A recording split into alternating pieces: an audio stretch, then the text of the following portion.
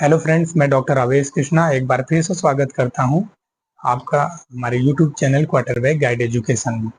आज का जो डिस्कशन का टॉपिक है वे है कि रूट कैनाल कंप्लीट कराने के बाद भी दांतों में दर्द क्यों होता है। रिसेंटली मेरी एक पेशेंट थी, उनका मैंने रूट कैनाल कंप्लीट कर दिया था। रूट कैनाल कंप्लीट करने के बाद, ऑब्जर्वेशन करने के बाद दो तीन उनको बोला था कि 2-3 दिन तक ठीक रहेगा। 2-3 दिन बाद 2-3 दिन तक उनको कंटिन्यूअस पेन था। उन्होंने बोला था कि मेडिसिन दिया था, पेन किलर दिया था। उन्होंने बोला कि पेन किलर लेने के बाद भी बहुत हल्का ही आराम लग रहा है या फिर कुछ ही टाइम तक आराम लग रहा है। तो 3 दिन तक हमने उन्हें कहा था, 3 दिन के बाद भी उन्हें पेन हो रहा था।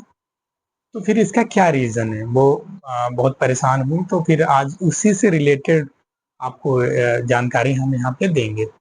एक्चुअली देखिए, 2 तरीके से चीज़ें होती हैं। एक, रूट कैनाल कंप्लीट करने के बाद ड्यूरिंग प्रोसीजर जो पेन होने के 2 कारण हो सकते हैं। पहला सबसे जो मोस्ट इम्पोर्टेंट कारण हो सकता है वो इन्फेक्शन का बरकरार रह जाना। अगर कई बारी क्या होता है कि अंडर प्रिपेयर होती है, ओवर प्रिपेयर होने के कारण क्या होती है कि इन्फेक्शन बरकरार रह जाती है दांतों में। दूसरा कारण हो जाता है कि ओवर इंस्ट्रूमेंटेशन या इंस्ट्रूमेंटेशन प्रोसीजर के कारण हो सकता है।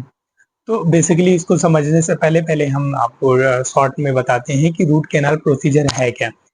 देखिए, रूट कैनाल प्रोसीजर वो है जिसमें हम दांतों के नसों का इलाज करते हैं। नसों के हम क्या करते हैं, दांतों में क्या होती है, जड़ों में कैनाल्स होती हैं, उन कैनाल्स को ओपन करते हैं जिसे हम एसएस ओपनिंग कहते हैं। कैनाल को ओपन करने के बाद उन्हें क्लीन किया जाता है, प्रिपेयर किया जाता है और प्रिपेयर करके क्लीन करके उन्हें नॉन वाइटल किया जाता है। और फिर जब तक वो आपके पेन जब तक सबसाइड नहीं होते हैं, जब तक आपका इन्फेक्शन अगर कोई वहाँ पे इन्फ्लामेशन है वो सबसाइड नहीं होते, तब तक उसकी फिलिंग नहीं की जाती।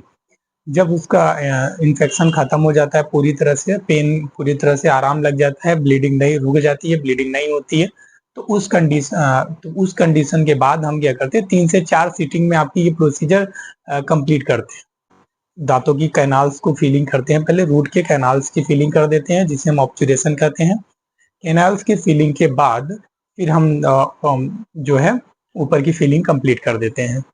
तो इस दौरान क्या होती है, कई बारी हमने फीलिंग कर दिया, ठीक है।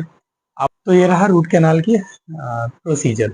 अब इसके बाद क्या होता है कि अब इन दोनों प्रोसीजरों में आपने देखा कि डॉक्टर क्या करते हैं कि जो जब कैनाल को प्रिपेयर कर रहे होते हैं, क्लीन कर रहे होते हैं, तो वो क्या करते हैं, पहले रूट एक फाइल जो जिनको हम बोलते हैं इंस्ट्रूमेंट होता है, पिन जैसा इंस्ट्रूमेंट होता है जिसको हम कैनाल में डालते हैं और प्रिपेयर करते हैं। तो उसका पहले कैनाल की मेजरमेंट लेते हैं, उसके बाद उसको प्रिपेयर करते हैं। तो बारी बारी से उनके नंबर होते हैं, बारी बारी से नंबर के थ्रू उन्हें हम यूज करते हैं और प्रिपेयर करते हैं। फिर कंप्लीट क्लीन करते हैं, फिर ड्रेसिंग देते हैं 3 से 4 सीटिंग में, जब तक आपके सारे पेन और इन्फेक्शन ब्लीडिंग ये सब साइड हो जाते हैं।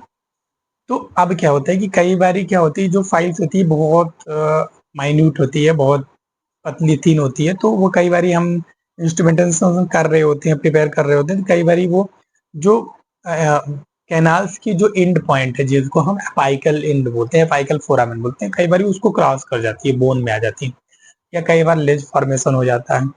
तो और या तो कई बारी क्या होती है कि हम कोई कैनाल मिस कर देते हैं, तो कैनाल मिस करने की वजह से, या फिर कई बारी क्या होती है कि एसेसरी कैनाल्स होती हैं बहुत सारी, तो उनको हम प्रिपेयर नहीं कर, इसकी वजह से क्या होती है कि वहाँ इन्फेक्शन कंटिन्यू रह जाता है और पेन पेशेंट को होता है। हम फिलिंग करने के बाद भी जब नस का इलाज कंप्लीट करते हैं लेकिन पेन अभी भी कंटिन्यू रहता है।